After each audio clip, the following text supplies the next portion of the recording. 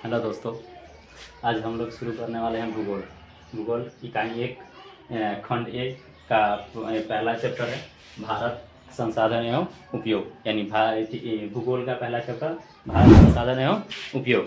भारत संसाधन एवं उपयोग यानी भारत में जो संसाधन है या उसका उपयोग हम लोग कैसे किस तरह करते हैं, इसके बारे में क्या करना है, पढ़ना है। ठीक है, तो पहला इसमें जानते हैं संसाधन होता क्या है। पहला इसमें क्या जानते हैं, संसाधन होता क्या है। तो संसाधन होता क्या है कि संसाधन किसको कहते हैं, तो वे सारी वस्तुएं जो मानव उपयोगी होती है, यानी मानव उसका इस्तेमाल करता है, अपना उपयोग लाता है, सभी वस्तु क्या है, संसाधन है। सभी वस्तु क्या है, संसाधन है। यानी वे सारी वस्तुएं जिनका उपयोग क्या करता है, मानव करता है, ये उसको हम लोग क्या कह सकते हैं, संसाधन कह सकते हैं। उसको हम लोग क्या कह सकते हैं, संसाधन। यानी हमारे आंखों के सामने, हम लोग के आंख के सामने जितना भी वस्तु दिखाई देता है, जिसका हम लोग क्या कर सकते हैं, इस्तेमाल कर सकते हैं, अपनी आवश्यकता के अनुसार उसका क्या कर सकते हैं, इस्तेमाल कर सकते हैं, उसका उपयोग करते हैं। उस सब का ही है, उस जितना भी वस्तु है सब का ही है संसाधन। सब क्या है, संसाधन। तो संसाधन जैसे मान लीजिए कलम हो गया, ये हो गया, बेंच हो गया, उसके बाद टेबल हो गया, चाहे बोर्ड हो गया, पंखा हो गया, यानी जितना भी वस्तु जो हम लोग के आँख के सामने दिखाई देता है, जिसका हम लोग इस्तेमाल कर सकते हैं, तो उस सब का ही है संसाधन।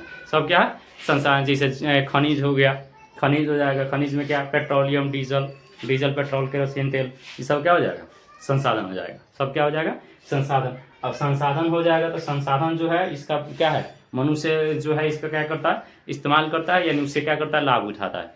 इस्तेमाल करता है, उससे क्या करता है, लाभ उठाता है। जैसे मान लीजिए एक पेड़ है, पेड़ जो है उससे क्या करता है, लकड़ी भी प्राप्त करता है, इसके अलावा उससे फल भी प्राप्त करता है। इसके अलावा क्या करता है, उससे फल भी प्राप्त किया, लकड़ी भी प्राप्त किया, एक अलावा उससे क्या करता है, सामान भी बनाता है।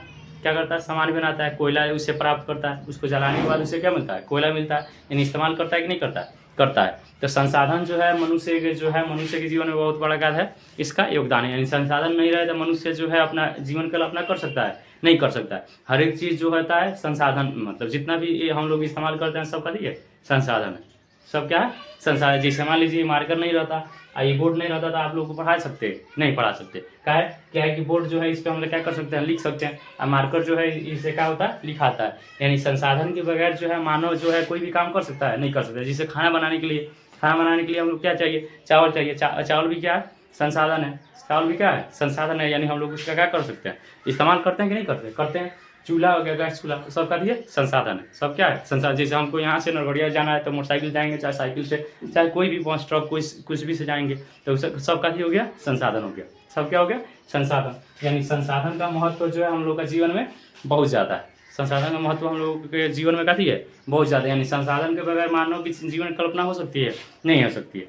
संसाधन जो है इसमें तकनीक जो है, अब संसाधन निर्माण में तकनीक की भूमिका, संसाधन निर्माण जो है इसमें तकनीक की काफ़ी महत्वपूर्ण भूमिका होती है। क्यों, क्योंकि जब तक तकनीक द्वारा हम किसी वस्तु को मानव उपयोगी नहीं बना लेते, वो तक संसाधन कहलाएगी, नहीं कहलाएगी। जैसे एक एग्जाम्पल देते हैं, जैसे मान लीजिए हम लोग के सामने गड्ढा हो, गहराई में मान लीजिए सोना रखा हुआ है, मतलब गड्ढा है, उसमें क्या है, सोना है। अब हम जो है गड्ढे से निकाल नहीं सकते, क्या है, निकालने के लिए हमारे पास कोई तकनीक नहीं है, कोई मशीन नहीं है। लेकिन हम उसको क्या कर सकते हैं, देख सकते हैं, लेकिन हम उसको निकाल नहीं सकते। तो जब निकाल नहीं सकते हैं, उसका हम लोग इस्तेमाल नहीं कर सकते हैं, तो संसाधन कहलाएगा, नहीं कहलाएगा। संसाधन कौन कहलाता है, वो ऐसा वस्तु कहलाता है जिसका हम लोग इस्तेमाल कर सकते हैं।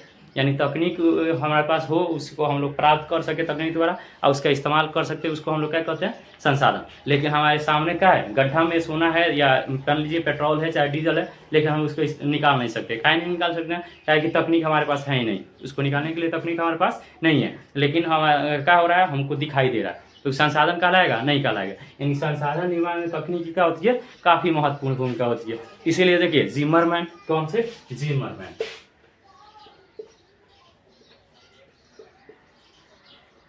जिमरमैन जो है, इनका कहना है कि संसाधन होते नहीं बनते हैं। तो अगर पूछेगा किसने कहा था कि संसाधन होते नहीं बनते हैं, तो जिमरमैन। कौन कहे थे, जिमरमैन। यानी जिमरमैन का क्या है, कथन पूर्णतः मतलब अगर सत्य कहा जाए तो सत्य है कि संसाधन होते नहीं बनते। यानी उसको हम, संसाधन जो होता है वो होता नहीं, उसको हम लोग क्या करते हैं, बनाते हैं।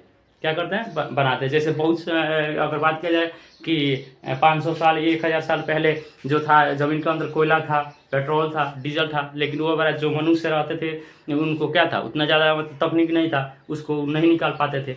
कोयला, पेट्रोल या डीजल जो था उसको नहीं निकाल पाते थे। क्यों नहीं निकाल पाते थे? क्योंकि उनके पास तकनीक नहीं था। लेकिन ये बड़ा वर्तमान में हम लोग के पास तकनीक उपलब्ध है, उसको हम लोग निकाल रहे हैं, उसका हम लोग क्या करते हैं, इस्तेमाल करते हैं, तो क्या हो गया, संसाधन हो गया। इसीलिए इस संसाधन निर्माण में तकनीकी क्या होती है, काफ़ी महत्वपूर्ण भूमिका होती है। अगर तकनीक नहीं रहेगा तो संसाधन नहीं बना सकते हैं। बना सकते हैं? नहीं बना सकते।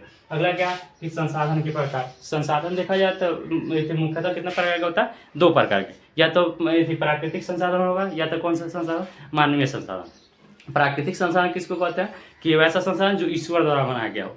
क्या किया गया हो, ईश्वर द्वारा बनाया गया हो, उसको हम लोग क्या कहते हैं, प्राकृतिक संसाधन। जैसे सूरज, चांद, हम लोग खुद, मनुष्य, जीव जंतु, ये सब का थी, पेड़ पौधा, ये सब का थी प्राकृतिक संसाधन। यानी वैसा संसाधन जो ईश्वर द्वारा बनाया गया वो सबका दिया प्राकृतिक संसाधन। दूसरा मानवीय संसाधन। मानवीय संसाधन किसको कहते हैं, तो वैसा संसाधन जो मानव द्वारा बनाया गया, यानी हम लोगों के द्वारा, मनुष्य द्वारा कोई भी संसाधन बनाया जाता है, कोई भी वस्तु बनाया जाता है, वो सब कहती है मानवीय संसाधन। जैसे मान लीजिए मार्कर, टेबल, मोबाइल, बेंच, घर, ये सब कहती है, सड़क, ये सब कहती है मानवीय संसाधन।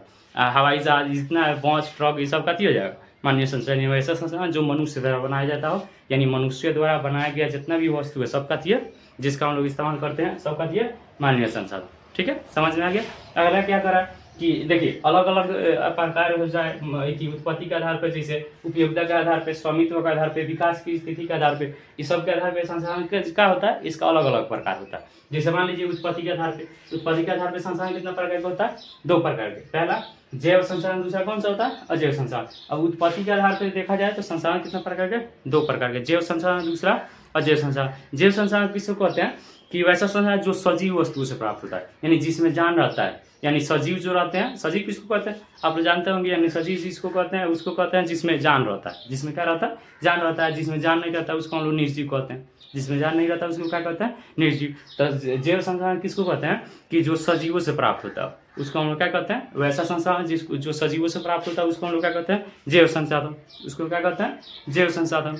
जैसे सजीव से क्या क्या प्राप्त करते हैं, जैसे मान लीजिए दूध, दूध हम लोग प्राप्त करते हैं किससे, गाय से। गाय का है सजीव है। जैसे मान लीजिए कि लकड़ी, लकड़ी किससे प्राप्त किए, पेड़ पौधा से। पेड़ पौधा में क्या होता है, जान होता है कि नहीं होता, होता है, तो भी क्या हो जाएगा, जैव संसाधन हो जाएगा। बहुत सारे एग्जाम्पल है।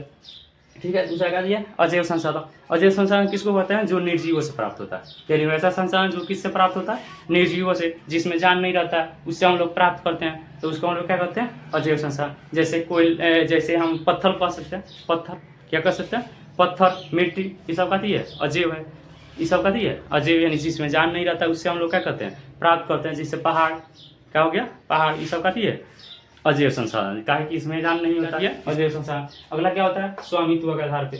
अगला कौन सा होता है, स्वामित्व के आधार पे। स्वामित्व के आधार संसाधन कितने प्रकार के, 4 प्रकार के। कितना प्रकार के, 4 प्रकार ना, उपयोगिता के आधार पे। स्वामित्व के आधार पे कह रहा है, उपयोगिता के आधार पे। उपयोगिता के आधार पे संसाधन कितना प्रकार के, 2 प्रकार के। कौन कौन, नवीकरणीय, दूसरा क्या होता है अनवीकरणीय। नवीकरणीय संसाधन किसको कहते हैं, वैसा संसाधन जिसको एक बार इस्तेमाल करने के बाद दोबारा इस्तेमाल कर सकते हैं, यानी वैसा संसाधन जिसका एक बार उपयोग हम लोग कर सकते हैं, आप फिर से दोबारा भी इस्तेमाल कर सकते हैं। यानी एक बार उपयोग करने के बाद उसका क्या किया जाए, दोबारा उपयोग किया जा सके। कौन सा संसाधन है, नवीकरणीय संसाधन। कैसा संसाधन, नवीकरणीय संसाधन। तो आप लोग बताइए कौन कौन ऐसा संसाधन जिसका हम लोग एक बार इस्तेमाल कर लेते हैं, आप फिर दोबारा भी इस्तेमाल कर सकते हैं। कौन कौन हो जाएगा, सूर्य का प्रकाश हो जाएगा, यानी सूर्य का प्रकाश, आज सूर्य उगेगा कल नहीं उगेगा। आज मान लीजिए सूर्य का प्रकाश हम किरण ले लिए, कल नहीं उगेगा, यानी सूर्य का प्रकाश हो गया।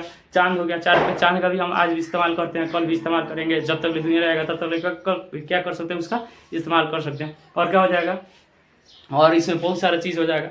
जैसे मान लीजिए कोयला, कोयला के एक बार जला दिया जाता है, फिर उसका क्या होता है, इस्तेमाल हो सकता है, नहीं हो सकता। यानी कोयला और नवीकरणीय संसाधन होगा, नहीं होगा, अनवीकरणीय संसाधन होगा। कोयला कौन सा हो जाएगा, अनवीकरणीय संसाधन हो जाएगा।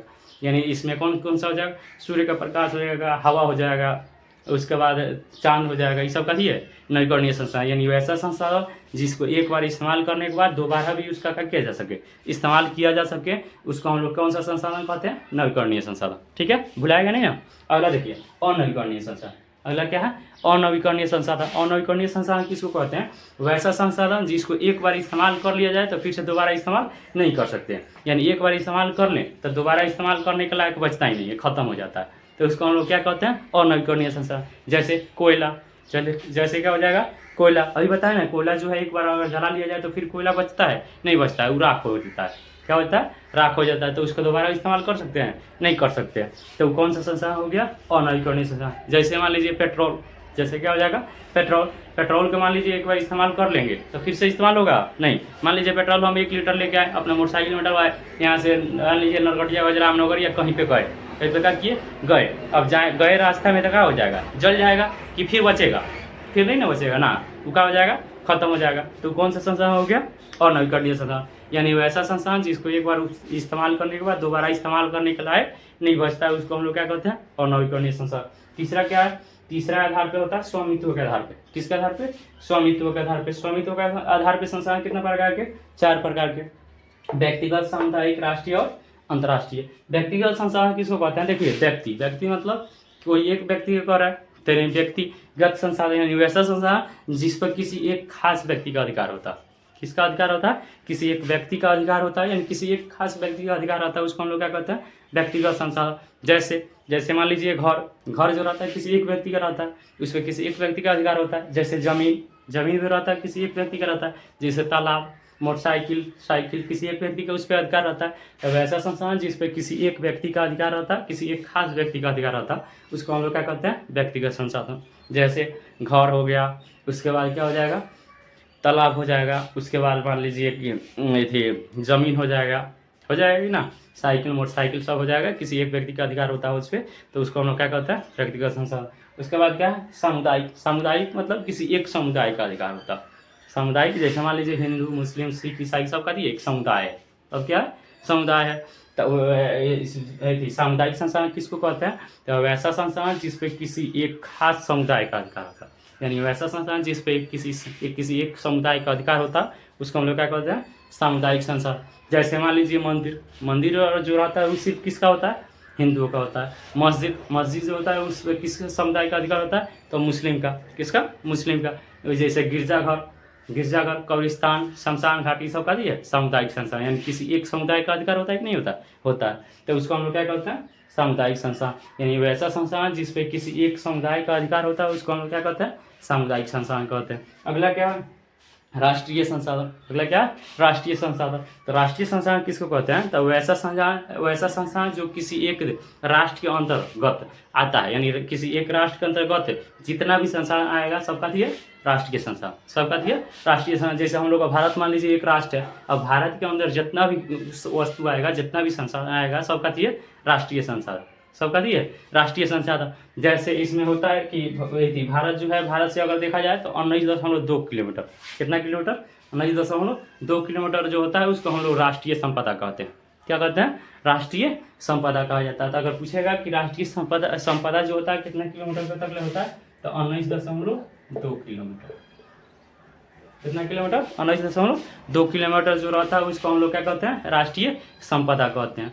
राष्ट्रीय संपदा अगर पूछेगा कितने किलोमीटर का होता है, तो 19.2 किलोमीटर, यानी 19 तट रेखा से कितना किलोमीटर, तट रेखा से, यानी तट रेखा से राजनीतिक सीमा के कितने किलोमीटर, 19.2 किलोमीटर का जितना भी क्षेत्र है उसमें जितना भी वस्तु आएगा सबका दिए राष्ट्रीय संपदा है। जैसे मान लीजिए हम लोग का भारत है, भारत का जो हम लोग का राष्ट्रीय संपदा है ना, राष्ट्रीय संपदा यानी मान लीजिए भारत है, भारत का मान लीजिए जहाँ से तट शुरू होता है, यानी भारत का जहाँ सीमा मतलब खत्म होता है, उसके बाद पूरा समुद्र आता है। मान लीजिए समुद्र आता है, तो समुद्र में कितना किलोमीटर, 19.2 किलोमीटर जो होता है उसको हम लोग राष्ट्रीय संपदा मानते हैं। यानी उसका 19.2 किलोमीटर समुद्र में जितना आएगा, जितना वस्तु आएगा सब किसका होगा, भारत का होगा। किसका होगा, भारत का आएगा।